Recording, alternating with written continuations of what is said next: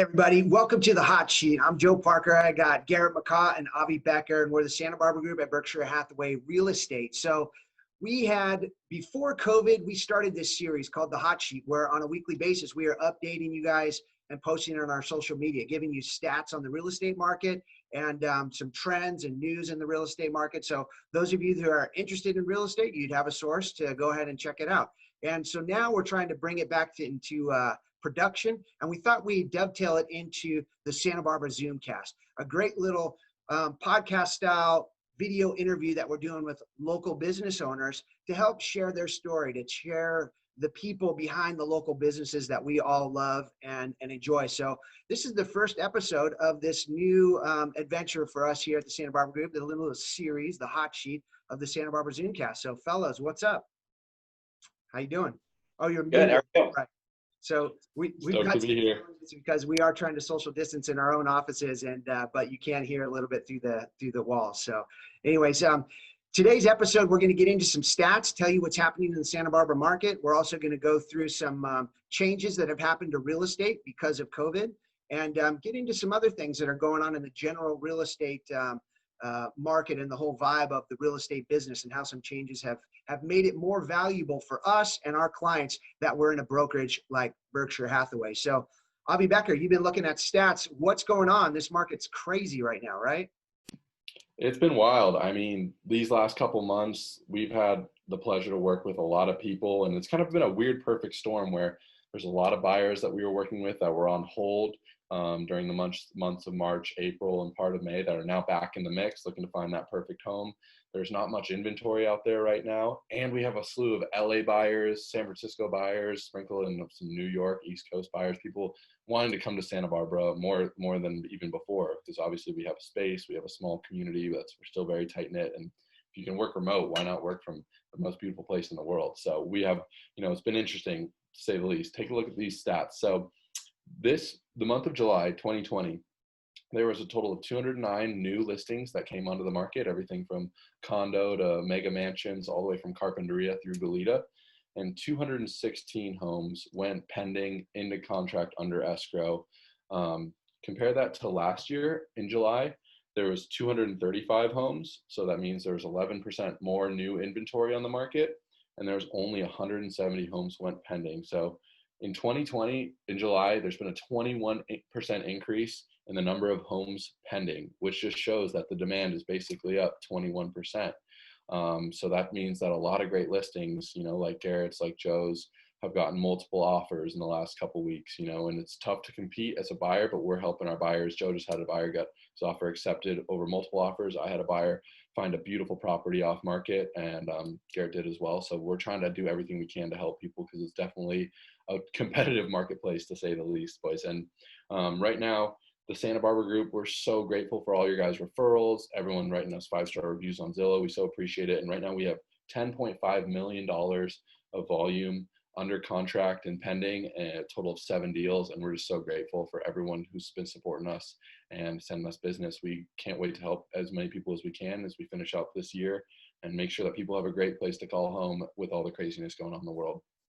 Yeah, it's nuts to think that the market is so hot, but when you really understand the dynamics behind it, that, we've got low inventory, we've got a ton of new buyers coming into the market, these people that could work from anywhere. And we got a lot of people who were already living here, but happy renting, and they're spending quarantine in their rental, looking around going, I want the security of a home. So we've got this whole generation that was kind of set on being tenants and renters, and they're changing their thought patterns, and they're like, no, I want to buy. So we just got an influx of buyers and a shortage of inventory. So it's just cranking prices up too. So it's difficult, but we've got a few tricks up our sleeves to help you guys win out in these multiple offer situations. And one of those tricks up the sleeves is pocket listings. And Garrett, what's going on in the world of pocket listings? A lot has changed in the real estate industry this year, huh? So a lot has changed as far as pocket listings are concerned, and everybody prior to this year was always asking, that was the number one thing, about what kind of pocket listings do you guys have? And those were always kind of free shared amongst agent to agent, agents among different brokerages, different companies. You could kind of advertise it out there any way that you wanted, as long as the seller was on board with what you were doing. Come April 15th of this year, right in the middle of COVID, a new a new policy took place, which is called the Clear Cooperation Policy within real estate. And this was enacted by the National Association of Realtors. Basically what it says in a nutshell, there's a lot to this Clear Cooperation Policy, but if you promote, communicate, or advertise as an agent or a broker a listing in any way, shape, or form, what this says is within 1 business day, you actually have to submit that property to the local multiple listing service. And so what does that do for us? So basically it really kind of clamps down on our networking as agents amongst other agents from different brokerages. But what it does help us do is actually keep office exclusive listings, because a lot of times there's not many, or the sellers aren't ready to actually go full blown onto the market, but they want to at least have the word out there that something's going to be coming down the pike. And if a buyer is ready to go and they want to get in early to see it, maybe before it's all dialed in and landscape's all ready to go, they have that opportunity. So where does that leave us at our brokerage with Berkshire Hathaway? We have over 240 very active agents between our Montecito, Santa Barbara, and San Ynez office. Every Tuesday morning at 9 a.m., we're all on a Zoom meeting together, and we're able to share these office exclusives. Now, again, we have to make it very clear during that when we promote these listings that these are an office exclusive.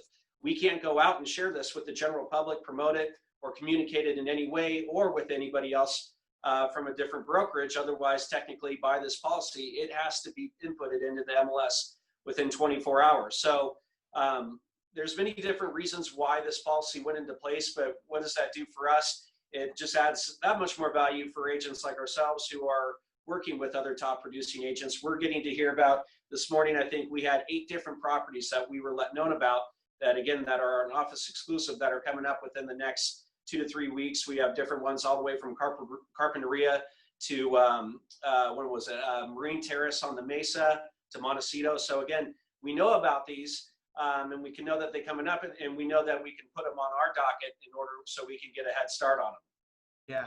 Yeah, those are big changes, and I think that a lot of sellers really valued the pocket listing experience because they could get some market feedback on their pricing and not get the full intrusion. And so it was, I think a lot of sellers were kind of bummed to see this come down the pike, but for sellers, we could still offer that, and a pretty powerful way of offering that because our network here at Berkshire Hathaway is so strong. It's the #1 office in Santa Barbara, doing the most production. So it's really valuable for us, for our buyers, and for our sellers who want to get a little bit of exposure and get their feet wet. And sometimes you get buyers, especially in this market, whenever they get a privy to the information of a pocket listing, they actually act pretty aggressively and they want to box out competition. So it's not always the case. It usually is the case, but not always the case that the massive amount of exposure is going to get you the top price. Sometimes there's a way to backdoor a top price through a pocket listing. So it's pretty valuable stuff. And one final thing we're going to dive into about the changing real estate market, and this is directly related to COVID,